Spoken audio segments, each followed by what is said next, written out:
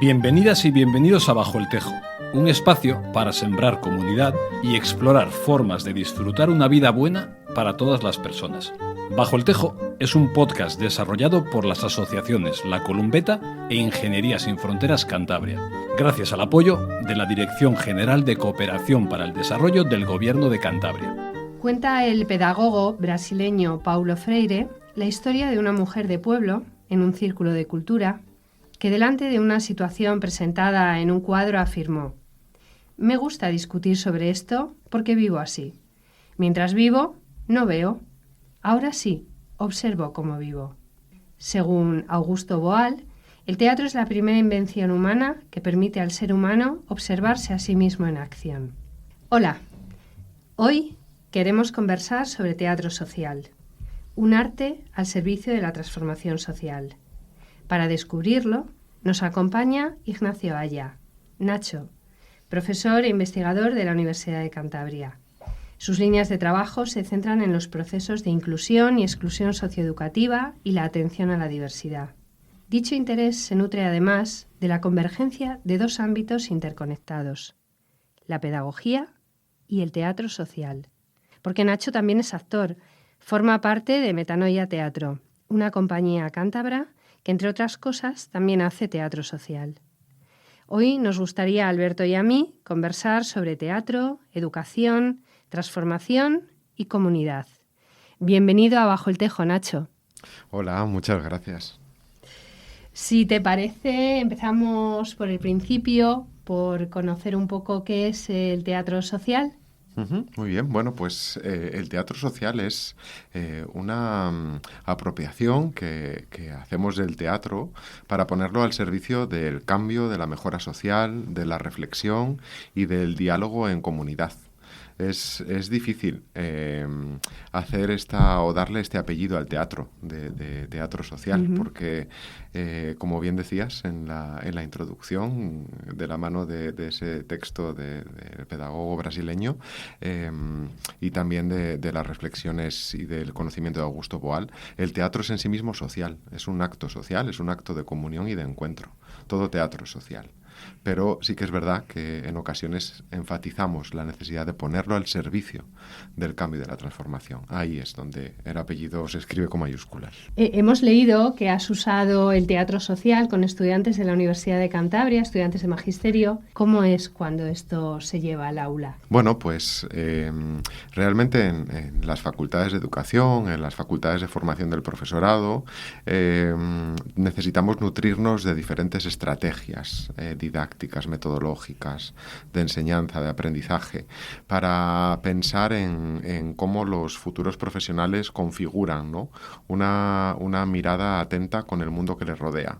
El teatro social, que como decía se pone al servicio del cambio y de la mejora y de la transformación, es una herramienta que en un aula se convierte en una estrategia didáctica sumamente interesante para que los futuros docentes, ya sean maestros o futuros profesionales de la educación, puedan repensar sobre el mundo que les rodea, puedan repensarse a sí mismos y lo puedan hacer en comunidad.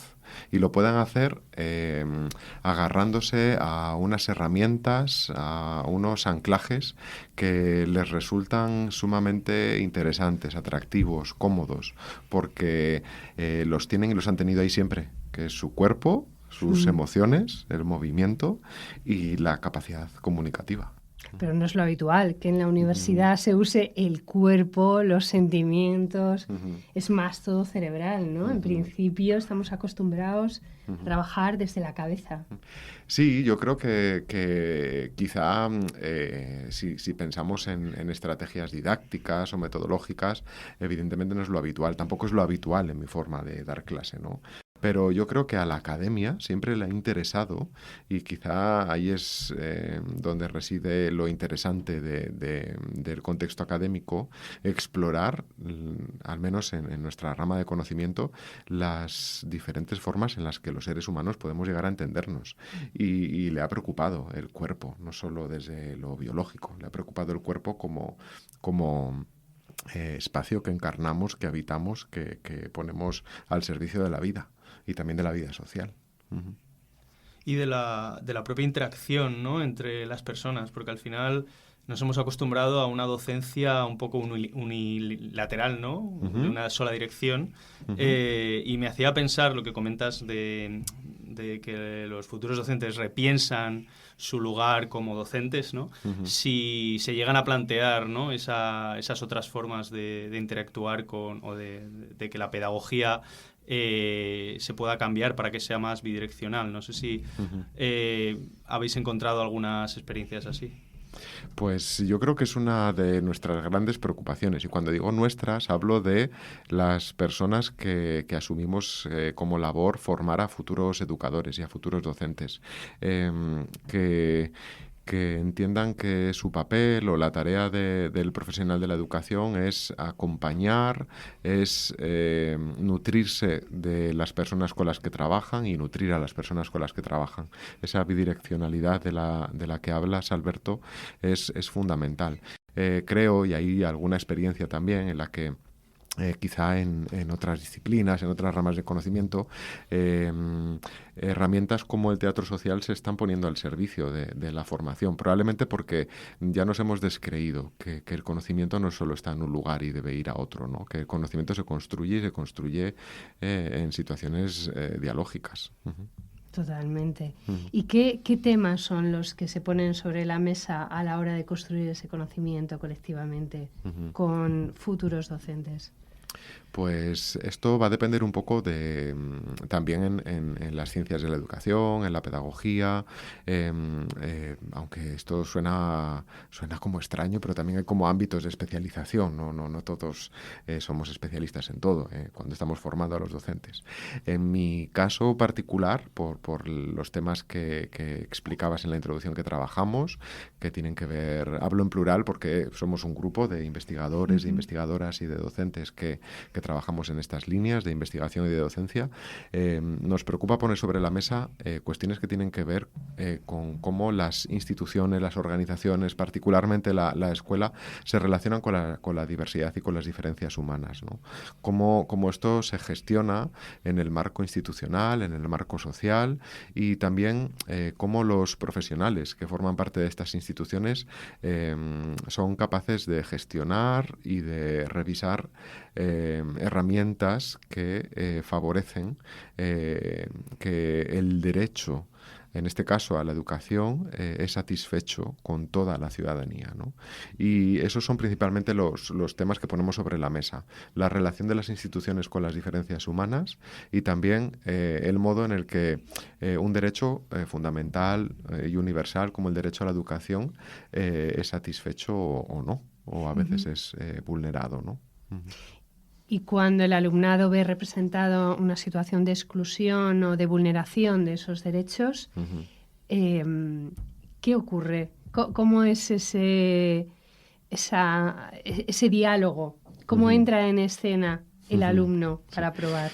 Pues surgen, al menos en espacios como las aulas universitarias. Estamos hablando, por ejemplo, imparto junto con otra compañera, con Susana Rojas, una asignatura que lleva por título Metodologías participativas para investigar la inclusión, el teatro social como herramienta de transformación.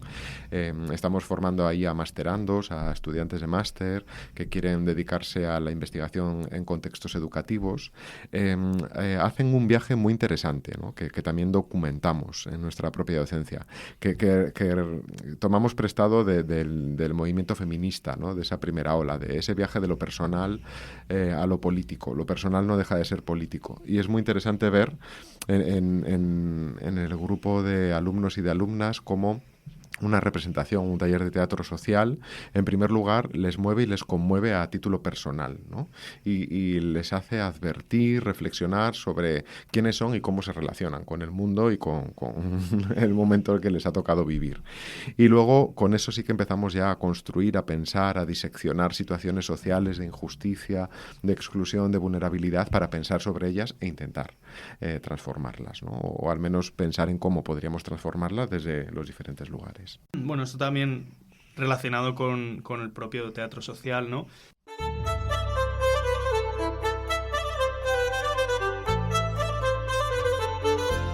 ¿Crees que puede haber cierto riesgo, ¿no?, en quedarse en un simple análisis, ¿no? ¿Dónde está el paso de la reflexión, aunque sea de la reflexión propia de tu lugar en el mundo, de esa propiocepción, y hacia afuera a la acción? ¿Dónde está ese paso?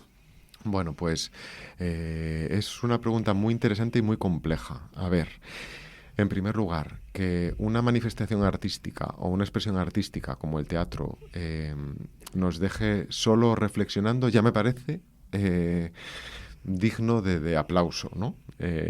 Si además esa movilización va acompañada de una acción, ya es de nota muy alta.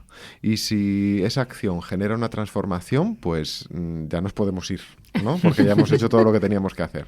Ahora, ¿dónde se produce o dónde está esa diferencia? Pues ahí de nuevo entra ese apellido del teatro, el teatro social, que es verdad que es un poco más inconformista, ¿no? que otras expresiones de teatro.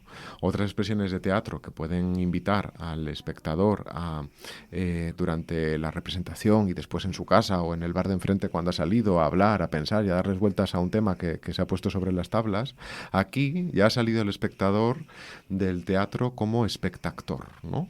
Ya ha salido como un agente que se ve interpelado, invitado a actuar, en las que se han generado unas condiciones para que pueda ensayar un cambio, en el que ha compartido puntos de vista con la señora de 4 butacas o de 4 filas más atrás que no conocía de nada, en la que a lo mejor se ha visto envuelto por el maestro o la maestra de ceremonias en una situación en la que se ve interpretando a un personaje que plantea una alternativa al guión inicial. Ahí está el cambio, ¿no? Es inevitable que en el teatro social no se produzca una llamada más directa para que el espectador no solo se conmueva de manera privada o íntima, sino que lo haga de manera compartida. Que es cuando pasa a ser actor o actriz, ¿no? Y se intercambia por alguien de las personas que está en escena, ¿no? ¿Con quién? Sí. Bueno, en un dispositivo concreto del teatro social que llamamos teatro foro suele ser esa la fórmula, ¿no? Pero antes Augusto Boal decía, bueno, todo ser humano es actor, ¿no? Todos somos actores y actrices. Lo primero porque pues no dejamos de interpretar un personaje, ¿no? Casi por subsistencia en nuestro día a día. Si fuésemos, si no llevásemos ninguna máscara, esto sería muy complicado seguramente. Pero también es verdad que somos actores en el sentido de seres humanos con agencia que tienen la capacidad de intervenir sobre cuestiones que les afectan en tu día a día, en lo cotidiano, en cuestiones que pueden parecer banales pero que no lo son, o en cuestiones que son nombradas como grandes causas sociales. Pero todos somos actores porque todos tenemos la capacidad de intervenir, de afectar aquello que nos rodea. Joder, es que es una herramienta con una capacidad de empoderar tremenda, porque al final te hacía esa pregunta un poco porque hay un paso que puede ser más o menos difuso, yo creo que no es muy difuso, ¿no? Porque esa acción de la que hablo es de imaginar un cambio a hacer el cambio. Esto es ensayar el cambio, es como un mecanismo intermedio en el que, pues a lo mejor la gente en general, que dentro de la vorágine de la vida no tenemos o el tiempo o la capacidad de hacer ese cambio, nos permite tener un espacio seguro donde ensayarlo, sentirnos seguras, sentirnos empoderadas, que podemos hacerlo y luego llevarlo afuera, ¿no? Sí, también nos permite como comprender un poco mejor la estructura, ¿no?, en la que nos desenvolvemos.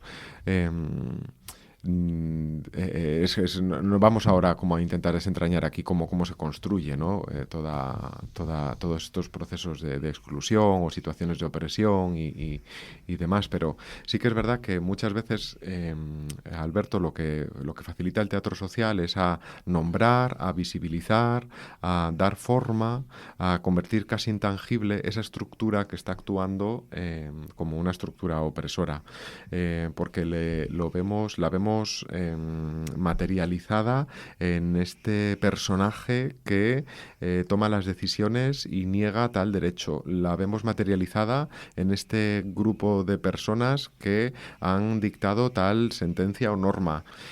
nos ayuda a descender un poco. Yo creo que ahí puede que resida el éxito del teatro social. Nos ayuda a hacer visible lo invisible, ¿no? Y yo creo que ahí está, ¿no? Ese paso que puede parecer difuso de otra manera. Y que nos da ejemplos, ¿no? En lo concreto igual es más fácil ver la opresión. Sí. Porque una de las cosas que vemos es lo difícil que es ver el dibujo grande, ver la estructura de opresión de diferentes sistemas. Claro.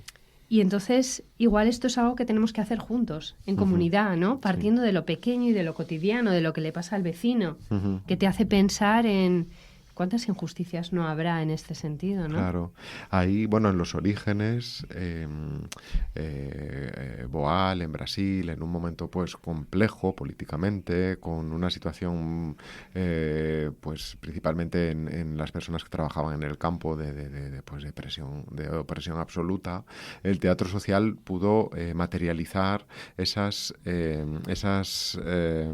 cuestiones que estaban actuando como mecanismos de opresión en la vida de las personas que trabajaban en el campo. En el siglo XXI, en el año 2026, no podemos expresar la opresión de una manera tan clara, directa y desde luego tangible.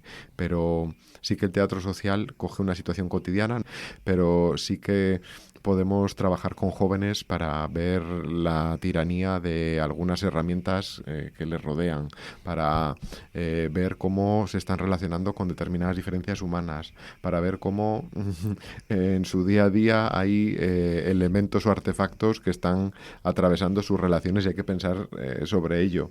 Es decir, que sí, que el teatro social pone sobre la mesa, sobre las tablas, realidades sobre las que podemos pensar. No es un teatro sobre lo abstracto, es sobre lo concreto. Y cuando pruebas a poner en práctica tu idea de cómo solucionar esa situación de injusticia y no funciona, ¿qué pasa? Pues que se produce, bueno, esto, a ver, no lo tengo documentado, no he leído ningún estudio sobre esto, hablo ya desde la experiencia personal, cuando hemos podido dinamizar algún teatro foro o un espacio de teatro social. También el teatro foro y el teatro social huye un poco del teatro didáctico o de un teatro que adoctrine, ¿no? Que dé un ejemplo de cómo solucionar tal situación. Por lo tanto, nos encanta que las cosas no se solucionen en escena. Lo que nos gusta sobre todo es que los seres humanos o los grupos de seres humanos se animen a ensayar cambios, como decías antes, Alberto, y como dices tú ahora, Carmen, que ensayen, y en el ensayo también aparece la imposibilidad de resolver aquí y ahora esto. Pero hemos ensayado y el mero hecho de ensayar la revolución es un cambio en sí mismo. Total. Porque has dado un paso, te has atrevido, has puesto nombre a alguna cuestión, has pensado con otro, sales diciendo, pues la próxima vez que el jefe nos vuelva a decir tal cosa, tú y yo vamos a intentar lo que... Es decir, que en el fracaso hay un éxito en el teatro social. Total, sí, sí, totalmente de acuerdo.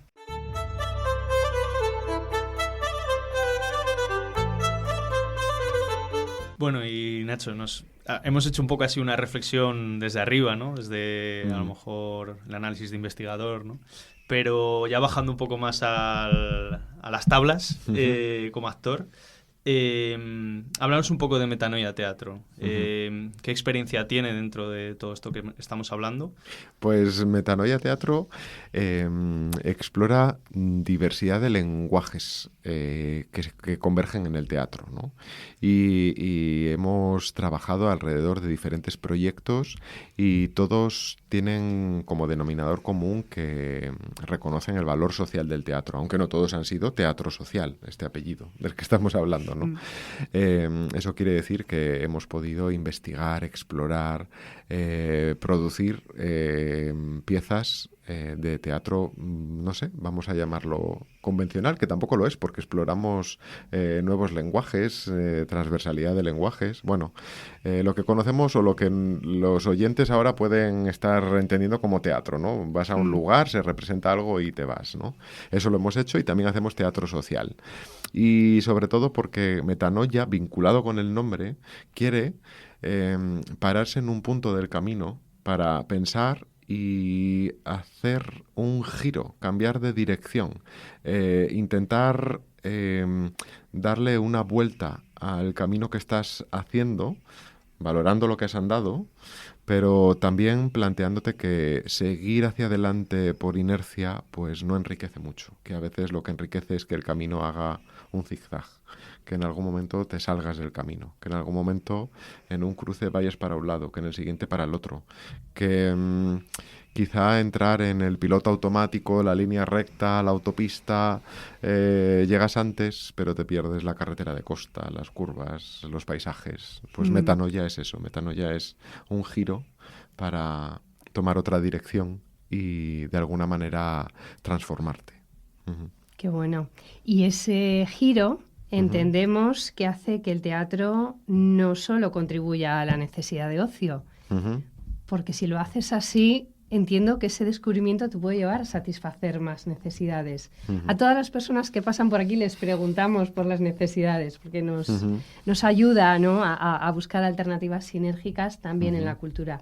¿Tú cómo lo ves? ¿Qué crees que te da este tipo de teatro? Pues a mí particularmente muchas cosas. Si descentralizo un poco la experiencia, creo que el teatro social es en primer lugar un espacio para satisfacer una necesidad fundamental, que es la necesidad y el derecho a la participación.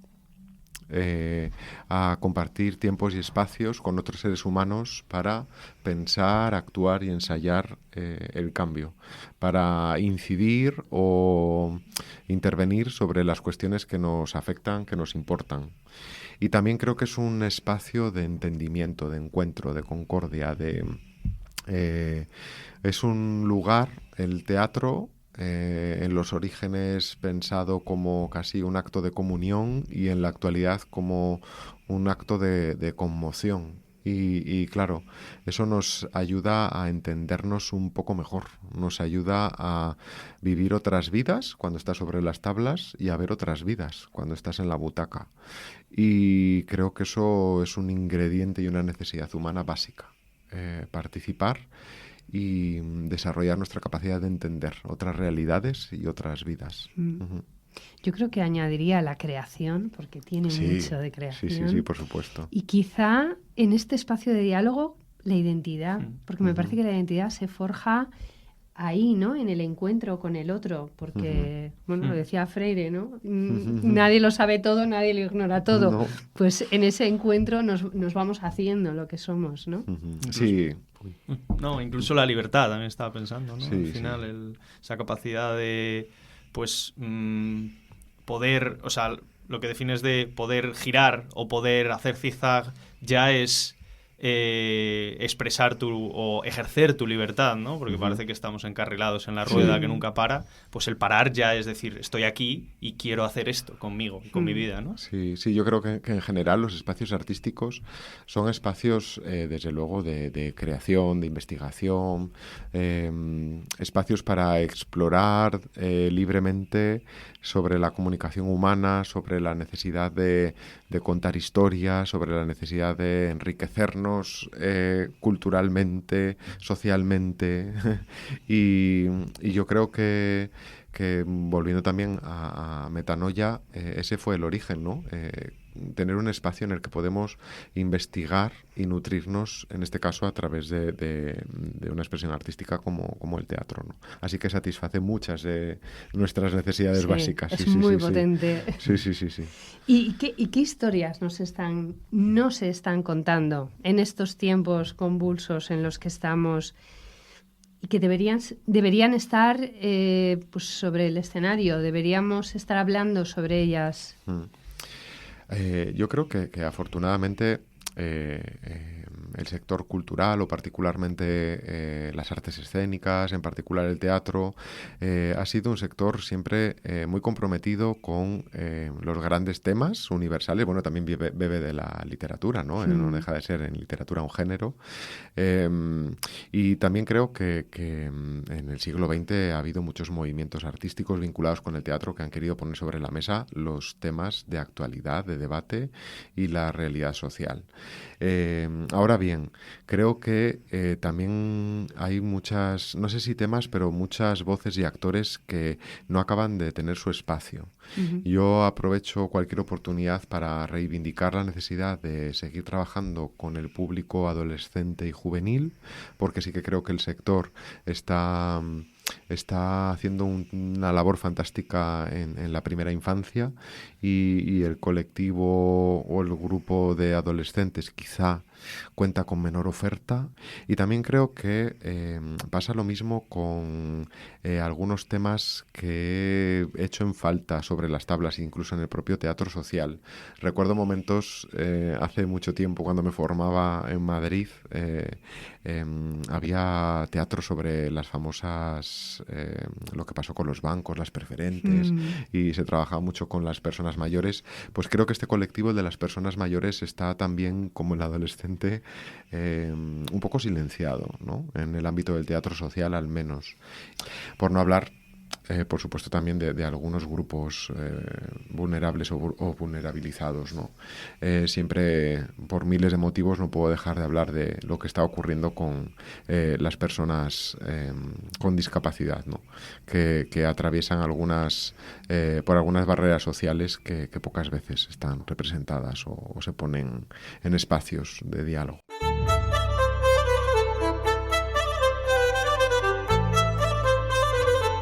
Y Nacho, no sé si nos puedes comentar un poco qué proyectos estáis trabajando ahora mismo.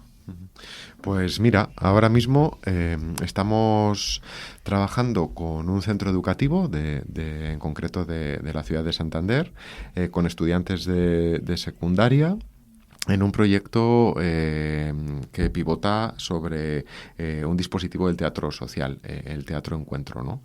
Estamos intentando trabajar a través de talleres de teatro social con los jóvenes, con los chicos y con las chicas del centro, para identificar cuáles son los temas, las situaciones sociales que ellos quieren denunciar, visibilizar, pensando o desde la lógica de mejorar su vida y la vida en comunidad, en este caso la vida en el centro educativo, ¿no? La gran pregunta es ¿qué pasa en los centros educativos? ¿Qué cuestiones son menos visibles y cómo las podemos llevar a escena? ¿Cómo las podemos representar? Contar historias y a partir de esas historias establecer un diálogo para pensar sobre las situaciones de injusticia, de opresión, de incomodidad que viven en su día a día, fuera del centro educativo, en el propio centro educativo, y reflexionar con otros compañeros sobre cómo podrían cambiar esas situaciones. Es la ejemplificación de lo que decíamos antes, de ese viaje de lo personal a lo compartido, a lo político, ¿no? Es mi historia, resulta que es una historia con la que tú te puedes identificar o en la que tú también identificas que hay cosas que se pueden mejorar. Vamos a pensar qué y cómo y lo hacemos juntos. En ese proyecto estamos. Tenemos una frase para cerrar con la que nos gustaría acabar, una frase de Bell Hooks, escritora y feminista estadounidense, que dice: la comunidad que aprende junta transforma junta. Y con esas ganas de aprender y de entender la educación como práctica de la libertad, os emplazamos a seguir escuchando nuestro próximo episodio, donde seguiremos reflexionando, dialogando y pensando en qué podemos hacer juntas. Nos vemos. Cuidaos.